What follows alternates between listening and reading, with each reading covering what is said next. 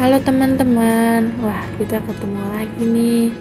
Hari ini saya akan membahas konsep dasar perilaku konsumen, khususnya tentang pasar bisnis dari segmentasi pasar.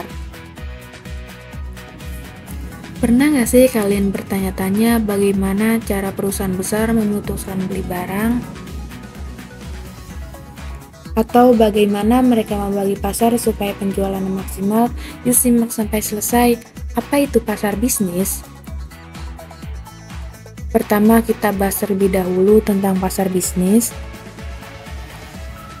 Pasar bisnis itu berbeda dengan pasar konsumen biasa.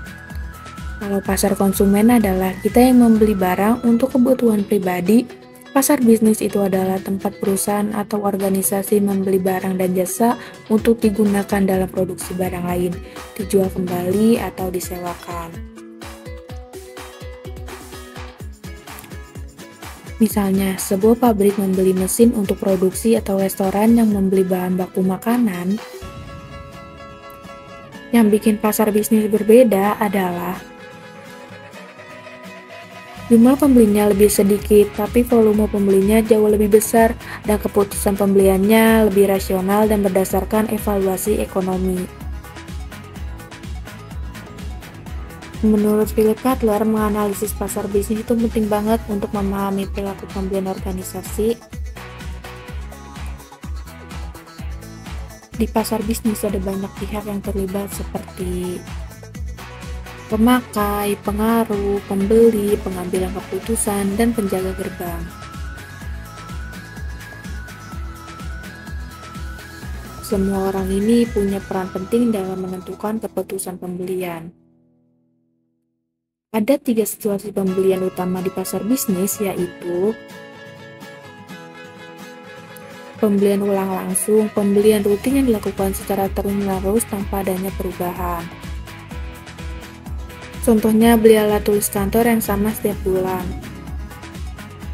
Pembelian ulang yang dimodifikasi, pembelian yang dilakukan dengan sedikit perubahan, bisa dispesifikasi produk atau pemasok.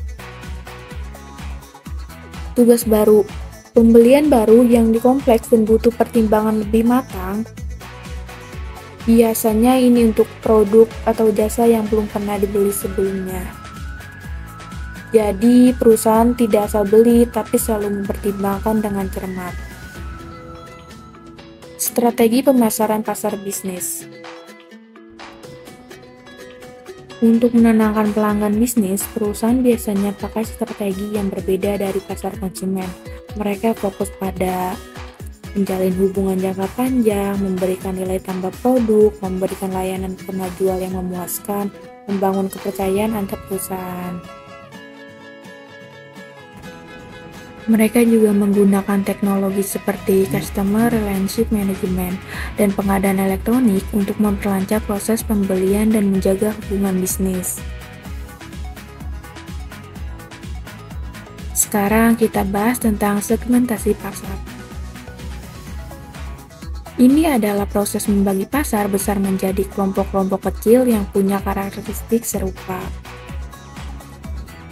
Menurut Philip Kotler, segmentasi pasar penting supaya perusahaan bisa menyesuaikan produk, pesan pemesanan, dan distribusi sesuai kebutuhan tiap segmen. Ada 4 jenis segmentasi pasar yang utama, yaitu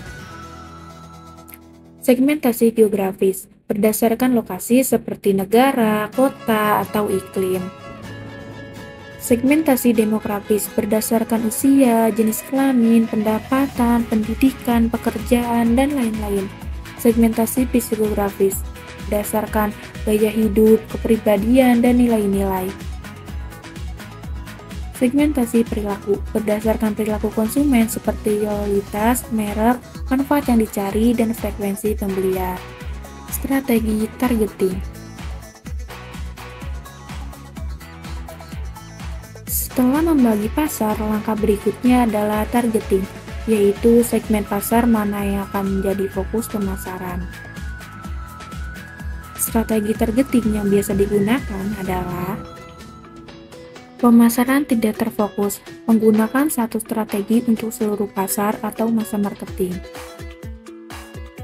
Pemasaran terfokus, menggunakan strategi berbeda untuk beberapa segmen pasar. Pemasaran terkonsentrasi, fokus pada satu segmen spesifik aja, biasa disebut niche marketing. Pemasaran mikro, penyesuaian produk sampai ke tingkat individu atau komunitas kecil. Pilihan strategi targeting ini harus memperhatikan ukuran dan pertumbuhan segmen, daya tarik pasar, dan juga sumber daya yang dimiliki perusahaan.